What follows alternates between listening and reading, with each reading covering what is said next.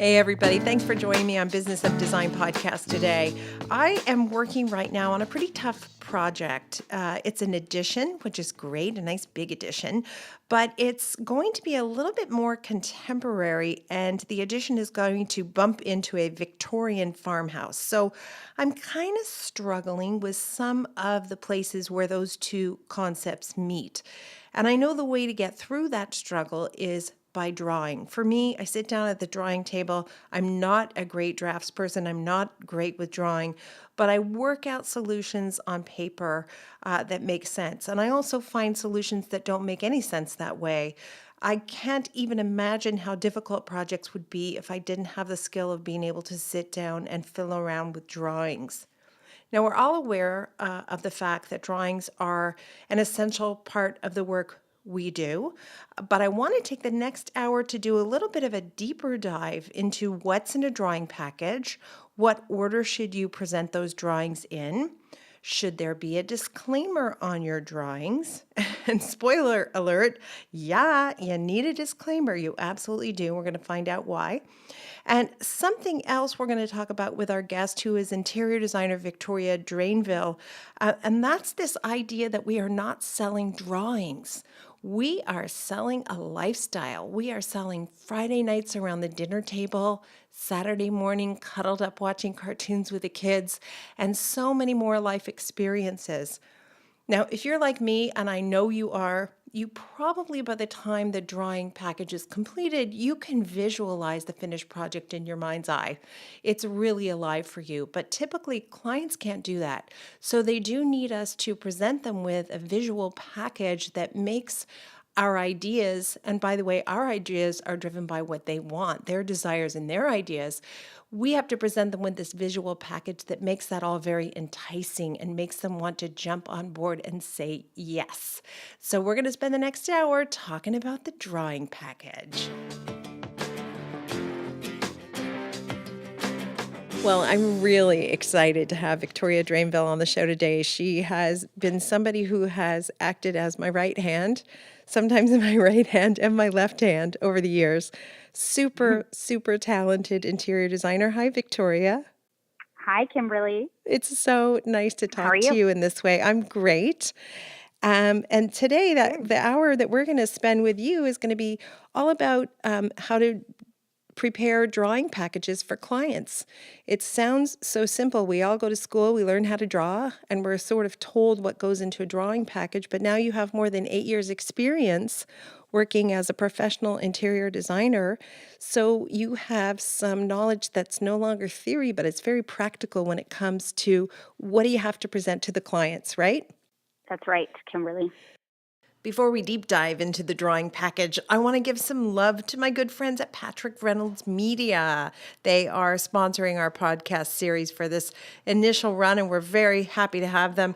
They're experts in producing, filming, editing videos, and Patrick, he's a head guy over there, is also able to coach you on your on-camera performance. So if you're thinking it's time to move the dial up and provide professional video content to your website and social media channels, then give Patrick Reynolds Media a call. Rates are competitive. You'll find them at Patrick Reynolds Media and at businessofdesign.com in our podcast section. All right, awesome. So Victoria has worked for me for a period of 5 years full-time as an employee. And someday we'll tell you the story of how she started as an intern and we did not have a job available, but she was too fabulous to let go of, so we just made a job for her. And after Lucky the, me. yeah, lucky me, I really do feel lucky. And after that 5-year period of full-time employment, we've now switched and you work for me as a contractor, which means you can work for other people too. So you're expanding your skill set. And you've kind of changed your business model to do some freelance work. And we'll talk about that through the hour. But particularly, we wanted to focus on drawings and the reason we use a drawing. So let's start with the basics. Why do we even need drawings as interior design professionals? Well, essentially, we want to show the client the furniture and the cabinetry to scale And we want to provide the client with a 2D visual. A lot of clients, they have a hard time visualizing what the space is going to look like. For some, even the two-dimensional drawings might be hard for them to interpret, so it might be helpful to use a 3D program like SketchUp. Unfortunately, a program like that is a little more time-consuming, so in terms of billable hours, it does eat up a lot more of that, but it can be hugely beneficial. And another very easy, which doesn't take as many hours, would be to provide them with some inspirational images of what the space might look like. Okay, but you hit something, you hit the nail on the head when you said clients can't always visualize spaces. So, as a professional, Victoria, I know you've had this experience. I've had this experience. I go into a finished project. And maybe I haven't seen it in a while. You know, some of the work has been going on and I haven't been on site as the project manager. But when I walk in, there's a sense of deja vu. I've already seen this house finished in my head long before it was actually Mm-hmm. finished. But clients can't do that. So it's really important that we, No, in some way, be able to visually show them what's in our heads. that's right. And it's really hard for them, even if they're seeing it through the project as it's happening. It's hard for them to see it at the end. So if they're seeing it in piecemeal, for example, when the cabinetry is going in, they may see the cabinetry color and be really worried because they haven't seen everything pulled together. So it's also our job to reassure them and to let them know that at the end it will come together when the paint color is there, when the furniture, and it's so we really have to guide them as well. It's not just the drawings, but also reassuring them that that's what we're there for. You're so right, and I love that you brought that up. And that's a full team effort, isn't it? Reassuring the clients. Don't worry, you're only It is seeing the cabinets. There's more to come. Leave it with us. exactly, and that's really why they've hired us from the get-go. It's because they're having a hard time visualizing it. If they could see it from the beginning, then they wouldn't have hired us up in the first place. Absolutely right. Okay, so you are really skilled. I can say this with firsthand knowledge, really skilled at providing drawings, floor plans, elevations, reflected ceiling plans, even perspectives. I go to you on a regular basis when I need drawings, whether it's a tiny little Hmm. family room remodel, like one that we're doing in the cottage country right now, or it's a full design build, another one we're doing in a different cottage country. I will go to you for all of Hmm. those things. As an employer, it's so helpful to me to know who my go-to person is for drawings because you and I have developed almost a shorthand language when we're working together, right? When I say, I want an amazing kitchen like Mrs. Smith's, you know exactly what I'm talking about. Exactly. And a lot of that, sometimes it's the context of actually going on site and seeing what the space is, what the surroundings are, to get a really good sense and to meet the client as well. And that really gives you the sense of what they want and what they're looking for. Yeah, it really does. So, what does the client actually need to see with drawings? Because as the professional, if you're going to then turn those drawings over to a builder, let's say, you've got to have a lot of technical information. But what does the client need to see and what shouldn't the client see? Well, at the beginning, there's really no sense getting into notes or the dimensions. They don't really need to see that at the beginning. So you can save a little bit of time by not doing that because at the very first meeting, you really want to know if they're liking the direction in which it's going. So there's no sense of putting too much detail there because they may not like the direction at all and they may want to do significant changes, especially when it comes to custom vanities, built-ins, kitchen cabinetry. Once the client is happy with the drawings, then you can start adding the details, and that could just be discussed in the meeting. So we can talk about the colors, the finishes of the doors, the interior type. It might be the hardware selection, and then some details about, for example, are the doors soft self-close? Is there going to be lighting requirements? That sort of thing. And once those are determined, you can put those notes onto the drawing in which you'll give to a kitchen cabinetry maker, for example, and they'll be the ones who will really be putting that onto the shop drawings for approval by the designer. Yeah, often the client never even asks us to see all those dimensioned plans. We have them readily available. But when I'm doing the presentation, I'll pull out the pretty plans that don't have a lot of numbers on them. Now, if they turn around and ask me what's the size of this, what's the dimension of that, the drawings are to scale. That's important. And I can pull out my Hmm. scale ruler and I can tell them, your drawing, your cabinet size is XYZ. But you're right, we don't want to overwhelm them with a lot of notes about, for example, soft close hardware, right at that presentation meeting. But we are prepared to talk about that if that comes up. Now, what I do want to point out, Kimberly, is that from one firm to the next, it's not always the same process. So, my experience when I was working with you is that we would have a very streamlined presentation where everything at that time was presented, which included the finishes, the drawings, as well as the estimate with the price, so that the client could decide at that time if they wanted to move forward. And most of the time, I would say actually 99% of the time, they always did. I've also had the experience with the other firms where a lot of that work goes up front and they've decided to make changes at that point. So it's done a little bit differently. Hmm. You've had now the experience of working for several different firms, so it's interesting that you're able to see the difference between doing a presentation at step 5 and really presenting everything versus the old school way of working where you do a meeting and then you do another meeting and you do a third meeting. And one of the things you kind of touched on is those billable hours. So we always tell our clients that Hmm. we bill sort of top heavy because in order for us to do a thorough presentation, including a full drawing package, including choosing the furniture, including pricing everything, that takes a lot of hours.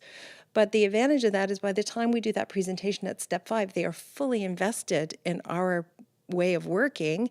And like you just said, 99% of the time, the clients go forward without making any changes because they're so happy it's been so thoroughly thought out. So your perspective is interesting because you have to put on a different hat when you go work for a different firm. Yeah, but what's so great with your procedures is that the client can really step back after step number 5, and really everything has been decided on. They really don't have to have any more involvement until the end of the project when we're doing the reveal and they're stepping in for the first time and seeing everything. So it's really great because then at that point they completely trust us and know exactly where the project is headed. Yeah, now you've had, I know because we've had a couple conversations, you've worked for quite a few people now as you're a contract person, and you've had the experience of working for firms where they didn't have their systems buckled down. So, can you give us an example around a system that wasn't kind of figured out and what sort of chaos that may have caused you? I have a few examples. I mean, it can be as easy as not having the proper folders when we start a client file. So, for example, in ours, every time we had a client, we would have a contract folder, we would have furnishing schedules in which we would have any notes, drawings, photos, etc. And it's really important to do something as small as that procedure because any correspondences that we have with the client are captured in their files so that if anybody had to help out on the project, they know exactly what stage the project is at and they can understand everything and find everything. So it Hmm. could be from as easy as something like that to, let's say, the tracking form and having a tracking form. I worked with one company that didn't have one, and it was such a large company that items would come in and they would get stored somewhere and I had no knowledge that it had even arrived, so it wasn't getting put onto my tracking form, which I had created for myself.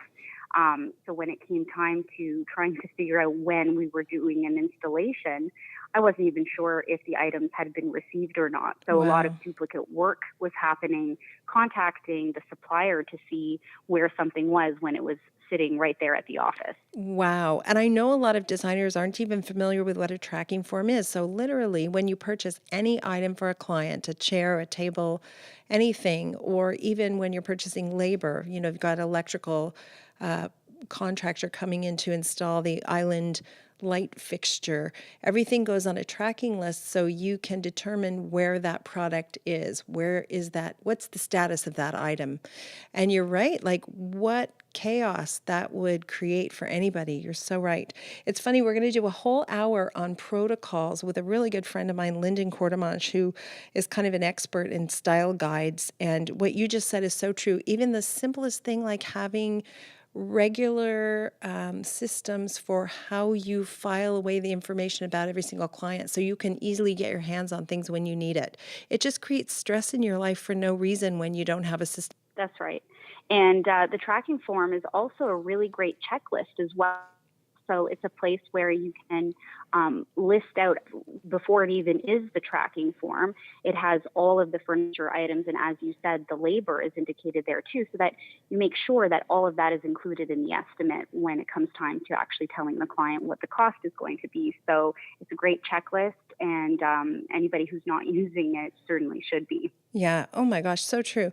Now, I definitely want to talk about disclaimers because we get this question a lot when we do a drawing package for clients. And of course, we're billing them for the time it takes to do the drawings. Every single one of our drawings has a huge disclaimer on it. What are the kinds of things you Mhm. would put on a drawing package as a disclaimer? And why would you have a disclaimer? Well, it's really important to have the disclaimer because although we've taken measurements and we've drawn things out to scale, there's a lot of factors that happen once construction actually starts. So, for example, um, when they actually take down walls, when the contractor's actually there taking down walls or adding walls, there can be some discrepancies. Sometimes it's only a few inches, but those inches really matter. So what's Hmm. important is we're giving the client a sense of what the kitchen, for example, might look like. So we're designing all of the cabinetry, but it's really important at the end when it comes time for the cabinetry maker to build the furniture that they go in and they take their own measurements. And what we then do is we'll approve the shop drawings and any changes that the cabinetry maker might have to make because of something that was not seen, so unforeseen circumstances that maybe have been caught through the project. Those have to be indicated to us so that we make sure that the client understands because we're the ones in communication with the client about those changes. Hmm. And that kind of stuff happens all the time. I remember one particular scenario where we were doing a kitchen. It seemed like the easiest job in the whole world. Lovely couple. We had done work for them before. And when we opened up the walls, we found this pipe running through the walls that was absolutely bizarre. None of us could figure out what this pipe was for or why it was there, but sure enough, it was a huge metal pipe. The clients happened to be in Australia, so it was very difficult for us to get them on the phone and kind of convey what was going on, and then we had to change the drawings. So on the drawing Hmm. package, we have disclaimers for a variety of reasons because things change. That's what you just said. Things change, and that's true. Right. But also there's a philosophy of, measure twice, right? Cut once. That's right. And we go in at trade day and we do all those measurements, and then you don't get to go back until you do a presentation. Hmm. So it's also a way, isn't it, of allowing you the opportunity to go back and double check and make sure you were accurate the first time. Exactly. I'm sure it's really important, as you said, to measure twice.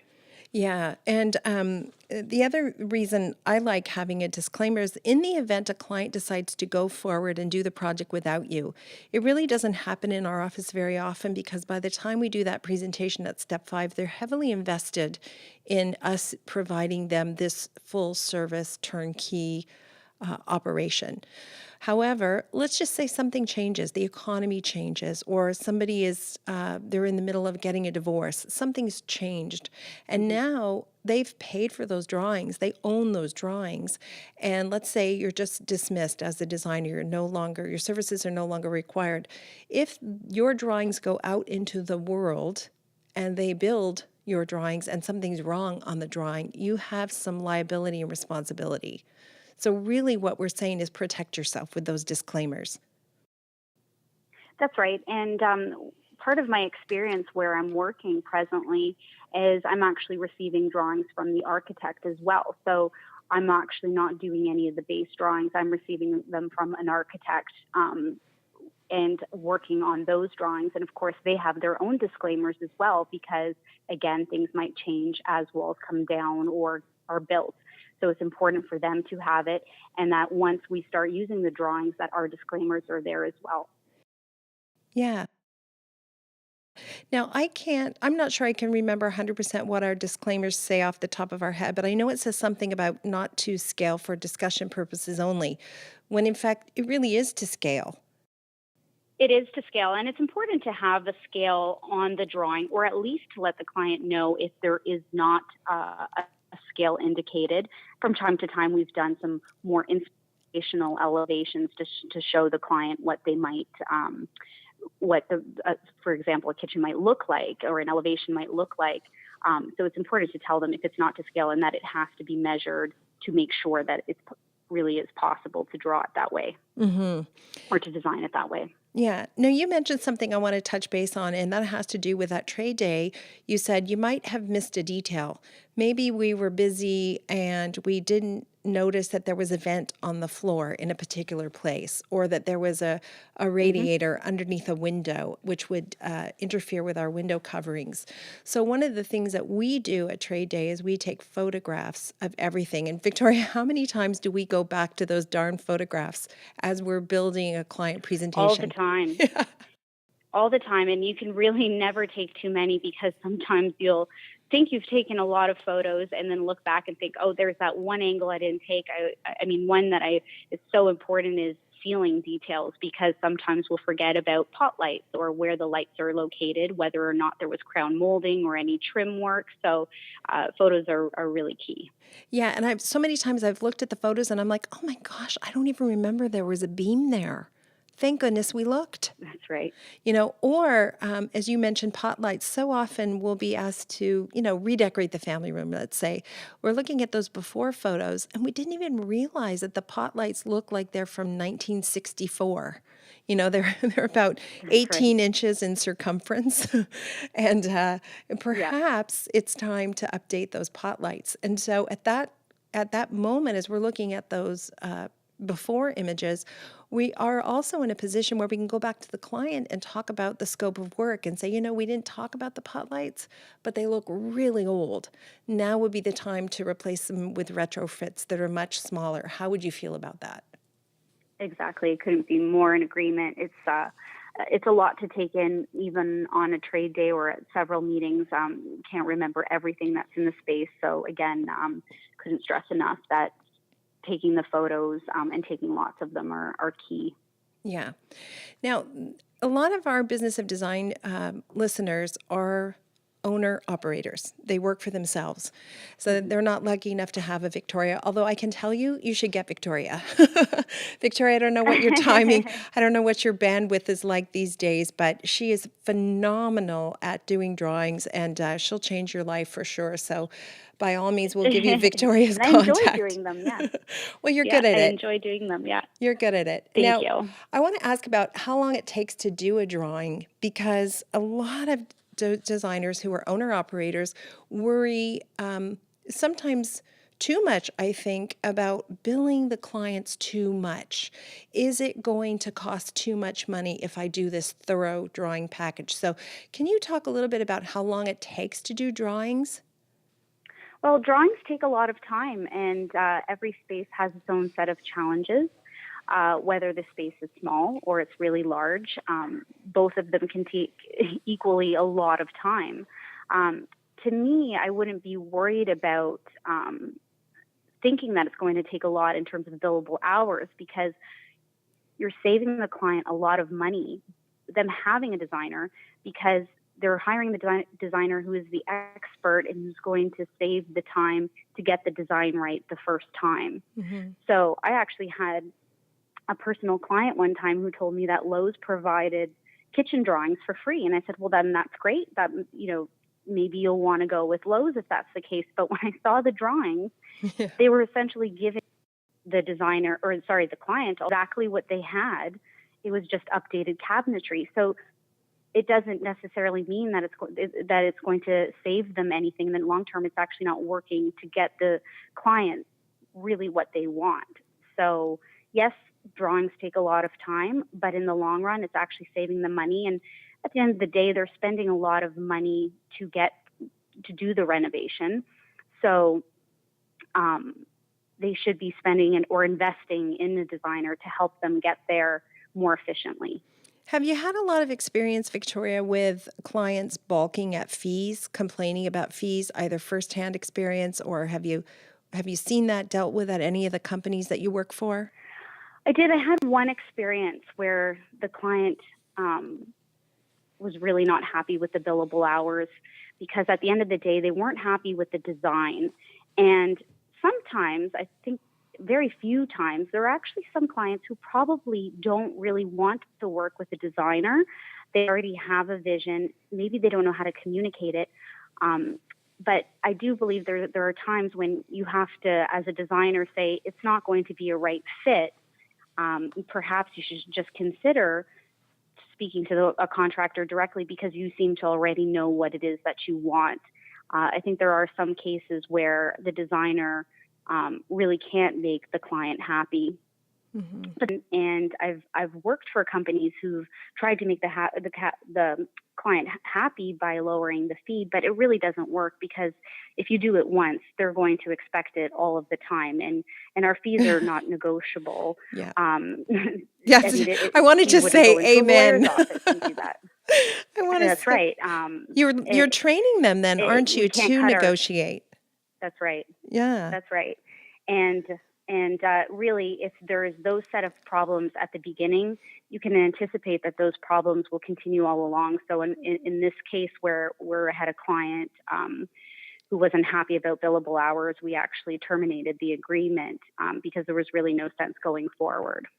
Yeah, none of us really wants to be in a position where we're arguing to get paid. No professionals really have to go. You can't imagine a school teacher having to go to the principal every month and justify her work and beg to be paid and renegotiating her salary. It doesn't work that way. So at some point, the clients have to decide that this is an investment that's worthwhile. You're so right. Now, when it comes to the drawing package, who gets to decide what drawings are required? Should the client decide what drawings are required, or does the designer decide what drawings are required?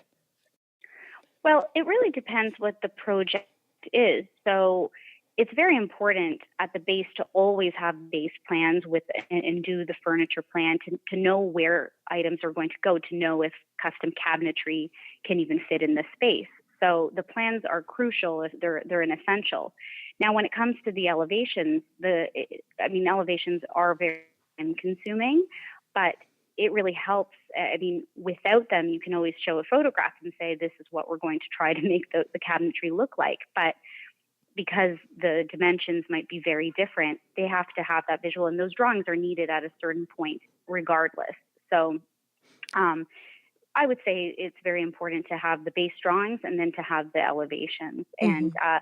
it's not up to the client. It's really, it's part of the process. Yeah, it is. It's funny because sometimes, we all want to save our clients money when that's reasonable. And I've thought on a couple of occasions, oh, this is a tiny little family room. We don't really need drawings, sofa, a couple of chairs. And every single time I have done that, I have lived to regret it. So today, if I only need to do floor plans and I don't need elevations, then it's my responsibility not to bill the client for something they don't need. But if I do need the elevations, Hmm. then I'm going to have somebody do those drawings, somebody like Victoria. Yeah, for sure. And I mean, it can always start with a sketch, just a concept sketch. But as I said, when it comes time to actually building, you have to know those measurements regardless. Those drawings have to be made and to see if it's possible and what it really looks like within the dimensions of the space. Yeah, absolutely. Let me ask about the number of drawings that can be in a drawing package and whether or not, Victoria, is there an order to them when you do a presentation? There certainly is. I always start with the floor plans. If it's right into the furniture plans, we'll start there.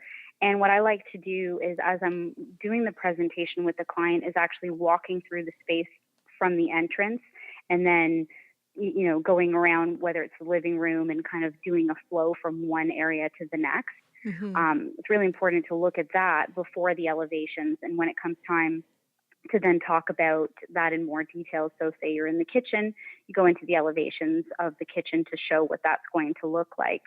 After that, there's also the reflective ceiling plan. So again, part of the plans sometimes the client's not interested in looking at that, but it's certainly a part or a discussion that's going to have to be had with the electrician, whether it's a home that's just being renovated, and the lighting scheme might be changing, especially if there's new cabinetry, the lighting might change in the space. Mm-hmm. So that's really crucial. Then we go into the hard finishes, especially again. So if we've come into the kitchen now we're showing them what the finishes are going to be. And then the soft finishes like the fabrics to show them drapery and any custom furniture, what that's going to be upholstered in.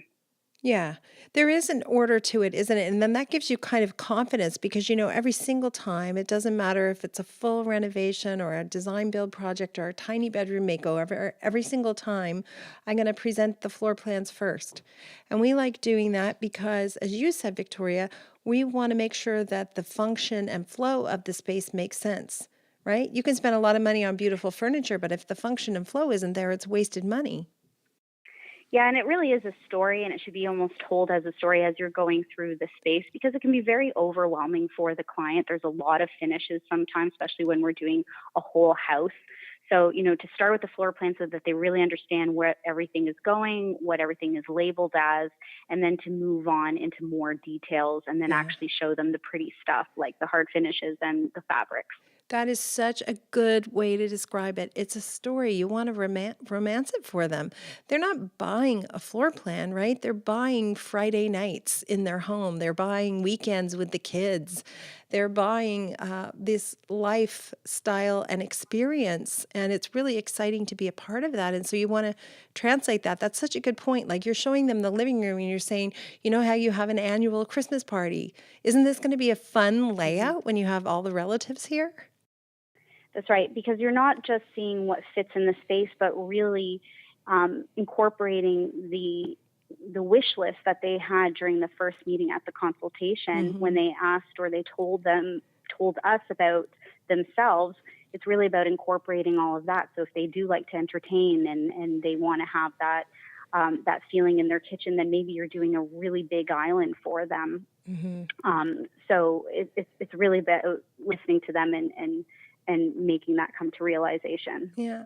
Now, how often do you do an option 2 or an option B? I would say if there's a design that's a little bit more outside of the box and you're not sure that the client is going to want to do that, you might have that in your back pocket. But most of the time, I wouldn't even show it to them, or maybe that would be more the safe option, I should say. So, you're showing the more out there, here's the one, this is the direction we'd really like you to go in. And if you're worried that the client is not going to want to do that, you'll have that second option available, but not part of the package. You might actually just have it to the side and say, well, I was worried you might not like that, so I did come up with a plan B. But you also don't want them to feel like you've been designing many, many plans and wasting billable hours. You know what? It's so funny that you said that because when I first started, and I know a lot of owner operators feel this way, when you first start, you think you're showing the client how talented you are by giving them 15 options. We could do this or we could do this, and oh my God, this would be great. What about this? And really what I did when I was doing that is I was confusing the heck out of the client. So now what I've learned over and over again, clients would say to me, Kimberly, what would you do? What would you do? So really what I'm saying with the presentation is this is what I would do if this were my home. And that That's gives right. them incredible confidence. And that's really why they've hired a designer in the first place, is because they don't want to be overwhelmed with many options. They really want the designer to say with confidence, this is what I would do. So it really makes sense to develop one solid plan where you've really listened to what it is that they want, and to do that and not have multiple plans, because that can be confusing for everyone. And then when we, as you know, when we do the presentation, we do present the reflected ceiling plan. We do present the switches and outlets plan because I find a lot of times clients don't understand how critically important that is. And a lot of builders will say, oh, don't worry about that. We'll do a walkthrough later. But in fact, in my experience, when you're sitting down at that drawing stage, typically that's done in your office, cup of coffee by your side, maybe somebody you work with that you love, and you're bouncing ideas back and forth off each other. You're super relaxed, you're super calm, you're confident, you're thinking about, when I walk in the room and I turn on a switch, what lights do I need to go on? And do I need to have another place in the room if I'm leaving the room where I'm going to turn off all those lights? I find I can have those conversations with myself so much better at my office than I can when I'm standing on site with 14 tradespeople staring at me saying, "Do you want a pot light here, lady?" Yeah. Well, I've done it both ways. And I do think that having those plans up front from the get-go is really important because it is part of the design process. It's about, where does it make sense to have those lights? And sometimes it's not always possible. We may want a pot light in a certain scheme, but everything has to shift 2 inches because of ceiling joists or whatever the case might be. And those concessions have to be made. But at least the plans are there. And when it comes time to putting in, for example, that pot light scheme, the electrician can say, hey, I'm going to have to move it. Does it affect your design? And that conversation can be had. But you're right. It's better to know and to really think about lighting when you're doing the design at the beginning. And by the way, for the record, I don't know how to do AutoCAD or SketchUp or any of it. And I'm so grateful I don't, because I'm sure I would spend, 4 times as much of my time getting to the result that you get to very quickly. So for those who are owner operators, don't be afraid to outsource that task. That's a really critically important task. And when you do outsource it, you can bill that out at a higher rate than you pay for it. Victoria, it doesn't offend you to know that when I hire you and I pay you X number of dollars, that when I sell that time to the client, I sell it at a higher rate, does it? It certainly doesn't, because there's so much more that you're also, as a firm, that you're liable for. So you're taking on ownership of all of that, and that's part of in the overhead costs that you have by owning a business. So it certainly makes sense that you would bill that out at a higher rate. And this goes for a lot of things that we do in our business, where to the point where we're even getting discounts at stores, and we're marking it up, or with trades, sometimes we'll have to mark that up. That's part of the service and covering our own costs, because things don't always go 100% right. So that's when it's needed to cover those costs. Yeah, I love your perspective on that, and that you recognize that the owner is ultimately the one who has the liability and needs the big, heavy insurance. Because in the event something goes wrong, I'm the person who's going to have the lawyers phoning her, right? So Right. I appreciate that you know that. Don't be afraid to outsource work. In addition to drawing, you can outsource your accounting, your bookkeeping. All of those things are billable hours. And Victoria knows that our philosophy is, if the client would have to do it if you weren't on the job, then it's billable time. If it's something that they would have to do, if they would have to track the product that they've ordered, or would they have to phone the supplier and make sure that that supplier got paid. If that's the case and it's a task that's necessary, then it's okay to bill for that task. That's right. And I've had an experience one time where the client, actually, it was funny that you mentioned the tracking part of the project, because that seems like when a client's reading that in their billable hours, oh, the time to track something, that couldn't possibly take very long. But it actually, in fact, does. And we know that. I had a client who thought they would take that part on themselves and realized how expensive it really is, and said, no, I'm going to leave it to you. So that was very short-lived, and brought it back to the designers. No, you handle all of that, because the timing of everything, I mean, it's a very difficult task. Yeah, it's so funny that you've had this experience of working for different firms, and so you have to put on a different hat all the time and learn different protocols. But I'm waiting for the day that Victoria goes 100% on her own, and will be very, very busy with tons of clients, and will bill more than all of us combined, because she'll be worth it, and you've got the skill set behind you. So anyway, I can't say enough nice things about you, and you're a tremendous guest. You're a really good guest. I would love to have you back sometime. Maybe we could talk about trade day next time. That would be great. I'd be happy to do it. It's a fun day, trade day. And Victoria is the only person I know who goes to trade day in 6-inch heels. So she's very popular with all of the trades who show up, unlike me, and I'm wearing my Chucks. Yep, in mud and all. Exactly, exactly. Victoria, thank you so much for sharing your expertise with us on the drawing packages. In all seriousness, if you don't have anybody doing your drawings, Victoria is a wonderful resource.